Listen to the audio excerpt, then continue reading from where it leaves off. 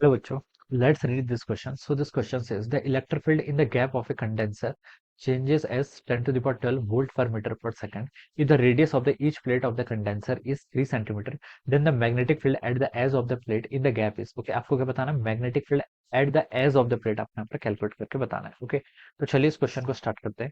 तो देखिए बच्चों, इस क्वेश्चन का की कॉन्सेप्ट आप क्या लिख सकते हैं? द की कॉन्सेप्ट ऑफ दिस क्वेश्चन, आपको मैग्नेटिक फील्ड बताना है at the edge of the plate, plate के एज पे बताना है. ओके, तो मैग्नेटिक फील्ड देखिए जो भी आपको फाइंड आउट करना पड़ता है तो आपके माइंड में सबसे पहले एम्पीयर सर्किटल लॉ आनी चाहिए. ओके, तो इस क्वेश्चन का की कॉन्सेप्ट आप क्या लिख लीजिए? मैग्नेटिक फील्ड लिख लीजिए.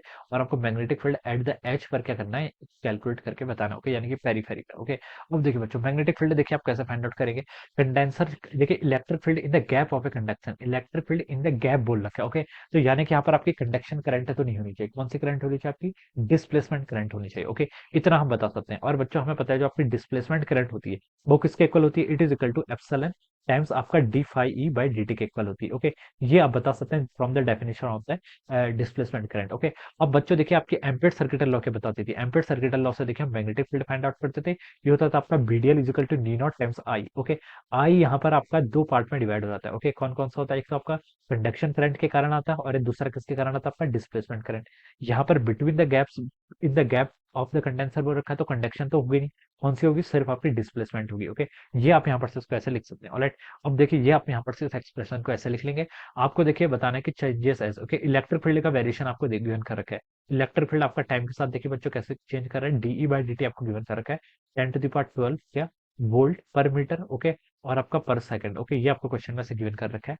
If the radius of the each plate of the condenser is 3 centimetre. Okay, आपको रेडियस गिवन कर रखी है. Okay, each plate of the condenser कितनी गिवन कर रखी है आपको?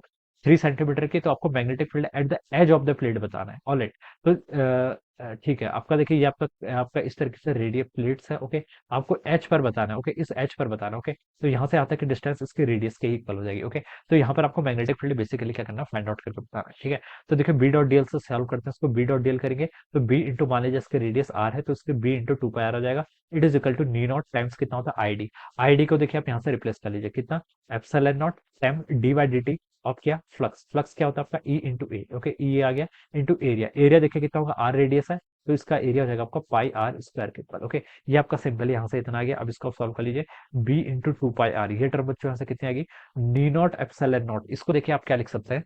ये आपका देखिए गैप गैप में बोल रखा है, डाइलेक्ट्रिक को पुट नहीं किया तो ये आपका new not by epsilon not आपको 1/c² के इक्वल होगा. ओके, ये आपका स्टैंडर्ड फार्मूला होता है, ये आपको पता होना चाहिए. Okay, into pi r square. Pi r square क्या आपका एरिया है. ऑलराइट, इसको आप देखिए अभी के लिए यहाँ पर ऐसे लिख दीजिए, बाहर ले आएंगे. ठीक है, ये कांस्टेंट टर्म है और इलेक्ट्रिक फील्ड आपका चेंज कर रहा है तो डीई बाई डी टी आपका अंदर ऐसे ही हो जाएगा. ओके, ये आपका यहाँ से आ जाएगा. अब आपको सिर्फ बी की वैल्यू फाइंड आउट करनी तो आप इसमें क्या कर ले सकते हैं? इसको पुट कर लीजिए. तो देखिए पहले पाई से तो आपका पाई कैंसिल कर लीजिए. एक आर से आपका देखिए ये कैंसिल हो जाएगा. तो बी बच्चों देखिए कितना आ गया यहाँ से आपका? बी आपका यहाँ से आ रहा है r by two c square और ये कितना हो गया आपका? डीई बाई डी टी के इक्वल आ गया. Okay, this will be the magnetic field. Okay, r आपकी रेडियस कितनी गिवन करके? 3 सेंटीमीटर के इक्वल, जिसको हम लिख सकते हैं 3 into 10 to the power -2 metre divided by 2 times c का स्क्वायर. सी कितना होता है? 3 इंटू 10 to the power 8. इसका स्क्वायर करेंगे तो 9 इंटू 10 to the power 16 हो जाएगा. Into d E by D t. D E by D t आपको क्वेश्चन में गिवन कर रखा है 10 to the power कितना? 12. ऑलराइट, ये आपका यहाँ से इतना हो जाएगा. 3 से देखिए आप इसको सॉल्व करेंगे तो आपका 3 टाइम्स कट जाएगा. यहाँ कितना हो गया? 1/6. तो ये हो गया आपका. ऑलराइट, यहाँ से ऊपर देखिए आपका 10 to the power -2 है और 10 to the power 12 है. कितना हो गया? 10 to the power +10 हो गया. 16 ऊपर से नीचे से आएगा तो 10 to the power -6 के इक्वल हो जाना चाहिए. ऑलराइट, इतना हो जाएगा. और 1/6 को बच्चे सॉल्व करेंगे तो कितना आता है आपका? 0.167 के इक्वल आता है. ओके, 10 to the power -6 को टेस्ला लिख सकते हैं. मैग्नेटिक फील्ड है तो उसकी यूनिट आपकी टेस्ला हो जाएगी. ओके, 10 to the power -6 को माइक्रो लिख सकते हैं. ऑलराइट, तो 0.167 माइक्रो टेस्ला के आपका इक्वल क्या होना चाहिए? इसका आंसर होना चाहिए. बच्चों देखिए अगर हम इसको मैच करें तो ये आपका ऑप्शन बी से मैच कर रहा है. Okay, so we considered option B will be the right answer of this question. Okay, so this is how we will solve this. So I hope you all understood this concept. All the best and thank you so much.